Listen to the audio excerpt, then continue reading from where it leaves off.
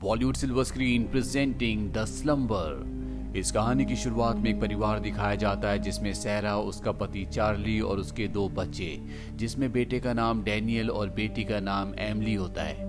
ये सब के सब रहते हैं, लेकिन कुछ ही वक्त पहले सहरा के एक बच्चे की मृत्यु हो गई थी, जिस वजह से पूरा परिवार परेशान होता है। खास तौर पर सहरा के हस्बैंड, जो अपने बच्चे को बहुत याद करते हैं। लेकिन अब इनके घर में और भी प्रॉब्लम्स आना शुरू हो जाती है। इनका बेटा रात को नींद में चलना शुरू कर देता है, जिससे इनकी परेशानी और भी बढ़ जाती है।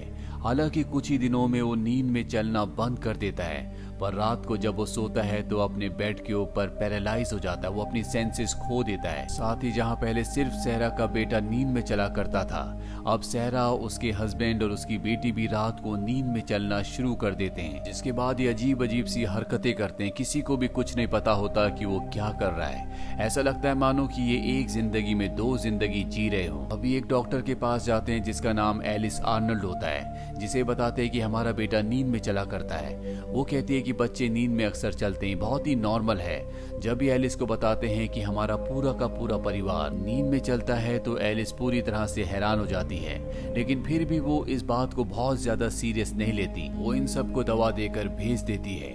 और जब रात होती है तो दिखाया जाता है कि सहरा का बेटा, जो हर रात को नींद में पैरालाइज हो जाता है, उसे सोने में बहुत डर लग रहा होता है, क्योंकि वो अपनी आंखें बंद नहीं करना चाहता।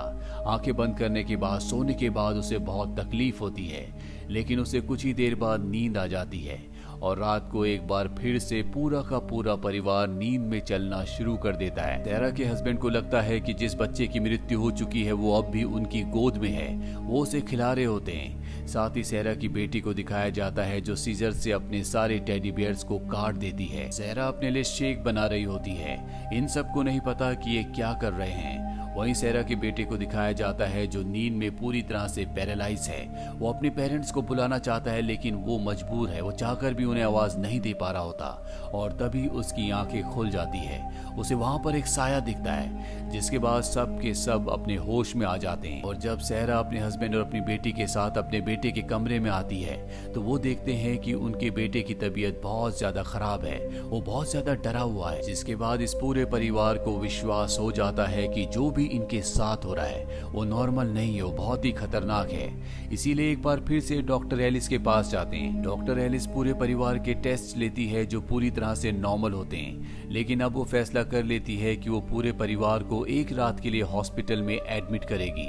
पूरे परिवार को एडमिट कर लिया जाता है, और जब सब के सब सो जाते हैं तो डॉक्टर एलिस को दिखाया जाता है, जो सीसीटीवी कैमरे से पूरे परिवार को देख रही होती है।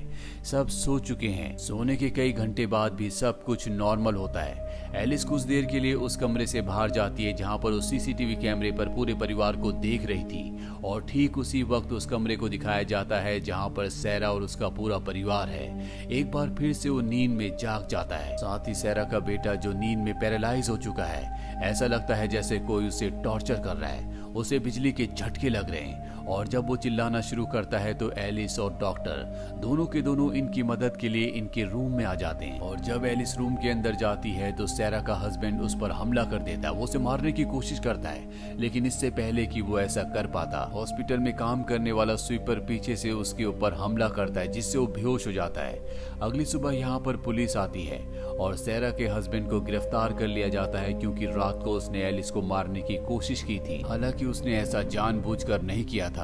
इसके बाद सहरा के पूरे परिवार को हॉस्पिटल से डिस्चार्ज कर दिया जाता है, और यहाँ पर वो स्वीपर, जिसने रात को एलिस की जान बचाई थी, वो एलिस के पास जाता और कहता है कि अब मैं इस जॉब को नहीं कर सकता, मैं यहाँ से जा रहा हूँ, और तुम अपनी जान बचाना चाहती हो तो तुम्हें भी उस परिवार से दूर रहना होगा। वो उसे कागज देकर चला जाता है, और जब एलिस उस कागज को खोलती है तो उसमें नॉक निस्सा लिखा होता है। ये एक ऐसी स्पिरिट होती है जो रात को सोने के बाद इंसानों के करीब आती है और उन्हें किसी भी हद तक नुकसान पहुंचा सकती है। एलिस अपने घर पर आने के बाद इंटरनेट पर नॉक निस्सा लिखती है, जिसके बाद उसे पूरी डिटेल्स पता चल जाती है कि ये एक स्पिरिट के बारे में है। और यहाँ से कहानी फ्लैशबैक में जाती है, जहाँ पर एलिस बहुत छोटी थी, और एक रात को जब वो अपने भाई के साथ सो रही थी, जिसे रात को नींद में चलने की आदत थी, तो वो नींद में जाकर अजीब अजीब सी हरकतें करना शुरू कर देता है और उसी दिन उसकी मृत्यु भी हो जाती है। एलिस उस हादसे के बाद कभी भी अपने आप को माफ नहीं कर पाई थी, क्योंकि उसे ऐसा लगता था कि वो अपने भाई की जान बचा सकती थी। और अब एलिस ये जानना चाहती है कि सैरा और उसके परिवार के साथ ऐसा क्यों हो रहा है। वो सबसे पहले सैरा के हस्बैंड को, जो जेल में होता, उसे जेल से रिहा करवा देती है। वो उससे कहती है कि हमें किसी ऐसे आदमी को ढूंढना होगा जिसे इस बारे में नॉलेज हो। और तभी उसे उस स्वीपर की याद आती है जिसने अपनी जॉब छोड़ दी थी और उसे ये इंडिकेट किया था कि ये सब सुपर नेचुरल चीजें हैं। इस आदमी का नाम मेलकॉम होता है और अभी दोनों के दोनों मेलकॉम के पास पहुंच जाते हैं, जहां ही मेलकॉम से पूछते हैं कि तुम्हें इन सब चीजों के बारे में कैसे पता है, क्या तुम्हारे साथ ये सब कुछ हो चुका है।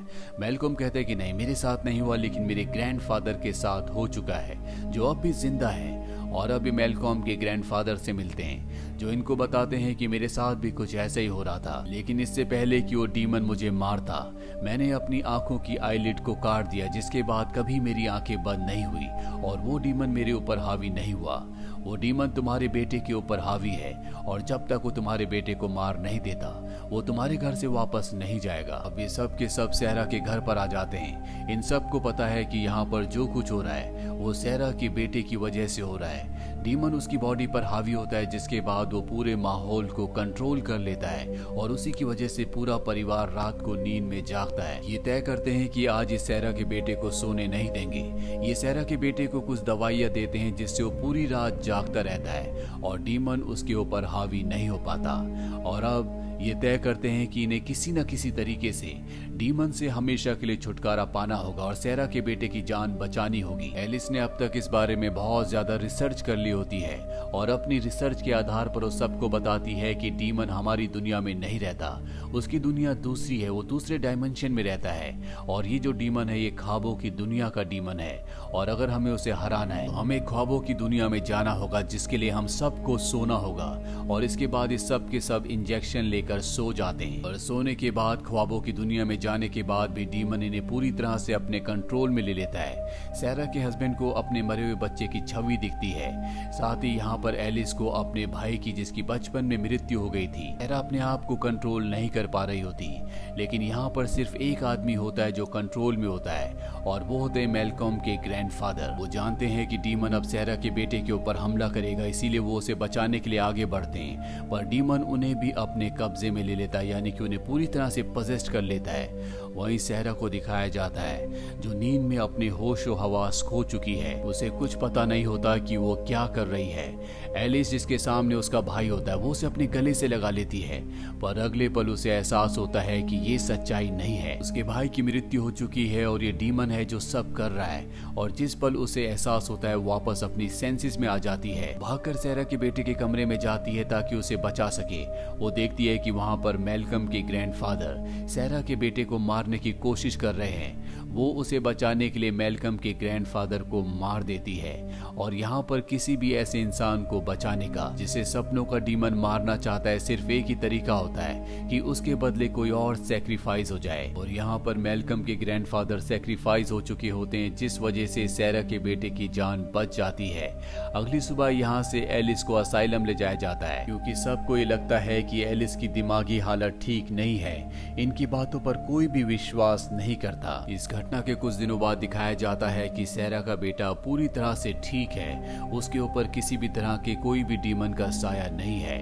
वहीं एलिस को दिखाया जाता है जो हॉस्पिटल से अपने घर पर अपने हस्बैंड को वीडियो कॉल करती है, जिसके बाद उसका हस्बैंड बताता है कि आजकल हमारी बेटी को नींद में अजीब अजीब सी आवाजें सुनाई देती हैं और ये आवाजें ठीक उसी तरह की आवाजें थी जिस तरह से बचपन में एलिस के भाई को सुनाई देती थी।